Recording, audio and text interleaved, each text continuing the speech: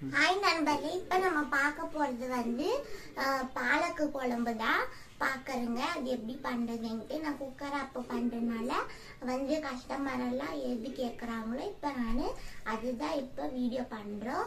இப்போ வந்து பாலக்கு கீரை வந்து இங்கே கீது. இப்போ நம்ம வந்து குழம்பு எப்படி பண்ணுறதுன்னு பார்க்கலாம். சிம்பிளாக பாருங்கள், நான் ஒரு 3/4 கப்பு தோரம் பருப்பு வச்சுங்கிற இதை சேர்த்து கழுவிக்கலாம். கழுவிட்டு இதில் ஒரு 4 கப்பு தண்ணி சேர்த்திக்கலாம். பாருங்க, இப்போ தண்ணி சேர்த்து ஒரு 2-3 வாட்டி நம்ம நல்லா கழுவி எடுத்துக்கலாம். பாருங்க, நல்லா கழுவிக்கலாம். பாருங்க, நல்லா ஒரு 2-3 வாட்டி கழுவியாச்சு. இப்போ இதுக்கு வந்து தண்ணி சேர்த்திக்கலாம். நான் வந்து ஒரு 4 கப்பு தண்ணி சேர்த்திக்கிறோம்.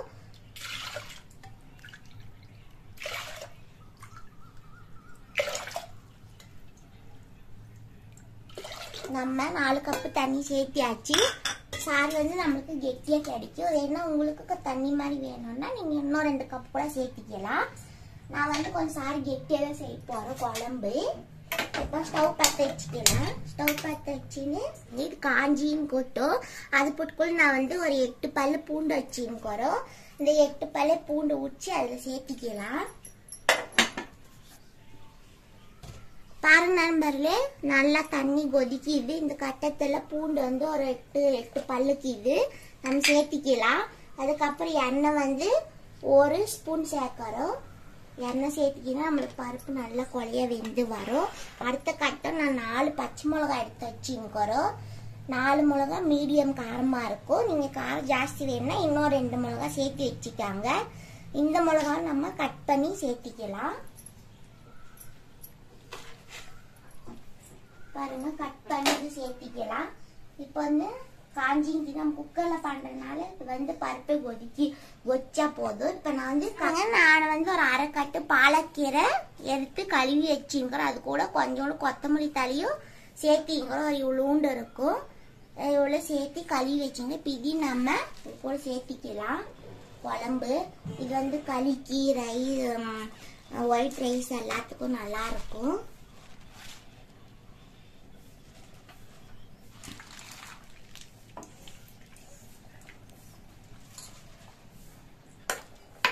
இப்போ வந்து நம்ம வந்து எல்லாம் ஒன்று பாடி ஒன்று போட்டுடலாம். எது வெயிட் பண்ணுறது ஒன்றும் வேணாம். நம்ம பாருங்க, வெங்காயம் நான் வச்சுக்கிறோம். ஒரு வெங்காயம் சின்ன வெங்காயம் கட் பண்ணி வச்சுக்கிறோம். இது நம்ம சேர்த்திக்கலாம்.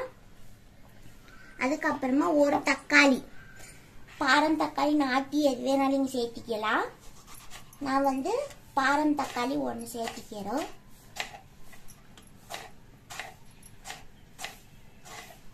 பாருங்க, இது சேர்த்திக்கலாம்.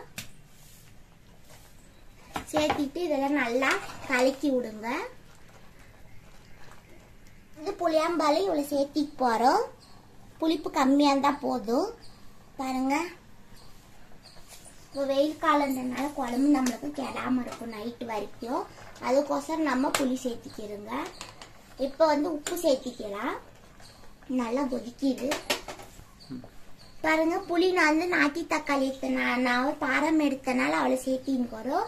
நீங்கள் நாட்டி எடுத்தா நீங்கள் வந்து கம்மியாக கூட சேர்த்திக்கலாம். இப்போ வந்து உப்பு வந்து 1 ஸ்பூன் போட போகிறேன். நான் 1 டீஸ்பூனு, அதே கரெக்டாக இருக்கும். அதுக்கப்புறம் வேணா நம்ம சரி பார்த்துக்கலாம். இப்போ வந்து எல்லாம் நல்லா மிக்ஸ் பண்ணிட்டு குக்கர் மூடி போட்டு ஒரு 5 விசில் விடலாம். எப்பயுமே ஜாஸ்தி விசில் விட்டா நம்மளுக்கு இது கடியறதுக்கு நல்லா சீக்கிரமாக கடிய முடியும். அதனால 5 விசில் விடலாம். அவள்தான் நம்ம வீட்டில் இருக்கிற இது இவ்வளோ வச்சு நம்ம சூப்பராக ஒரு குழம்பு ரெடி பண்ணிடலாம். இப்போ வந்து குக்கர் மூடலாம். மூடிட்டு ஒரு 5 விசில் விடலாம்.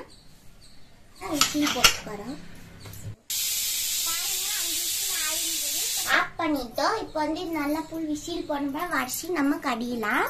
வடிச்சு நல்லா கடிஞ்சிக்கலாம்.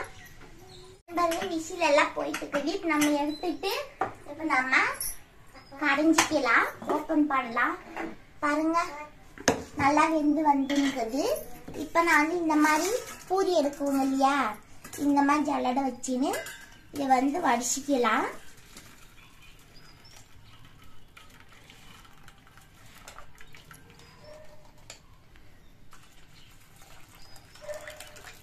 பாருங்க இப்போ நம்ம வந்து இதை மத்து போட்டு நல்லா கீழே உட்காந்து நல்லா கடைஞ்சிக்கலாம்.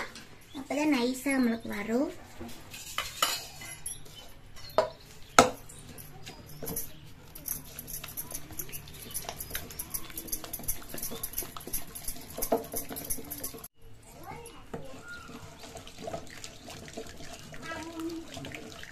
பாருங்க எல்லாமே நல்லா கடைஞ்சாச்சு. இப்போ நம்ம வந்து தண்ணிக்கு இல்லையா எத்தச்சுங்கிற தண்ணி நம்ம சேர்த்துக்கலாம்.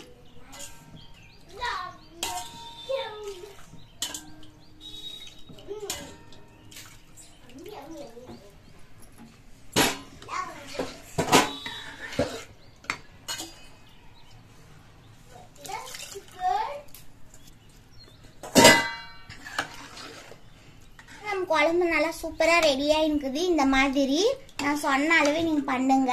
நல்லா கெட்டியா வந்துருக்குது, உங்களுக்கு பார்த்தாலே தெரியும். இந்த மாதிரி இப்போ வந்து இதுக்கு தாளிப்பு கொடுத்துக்கலாம் நம்ம. பாருங்க இப்போ ஒரு 4 ஸ்பூன் எண்ணெய் சேர்த்துக்கலாம்.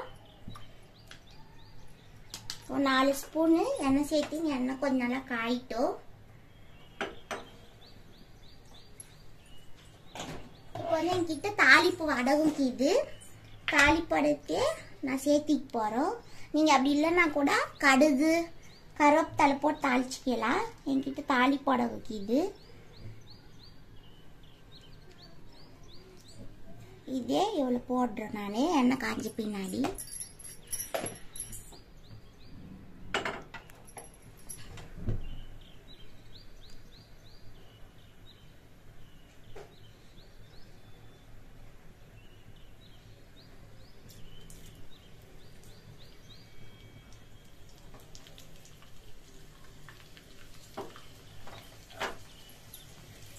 பாருங்க 2 கொத்து கருவேப்பிலை.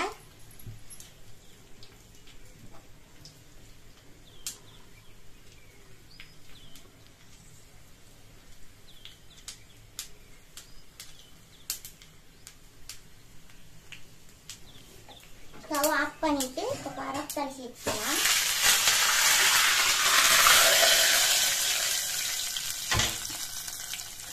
பாருங்க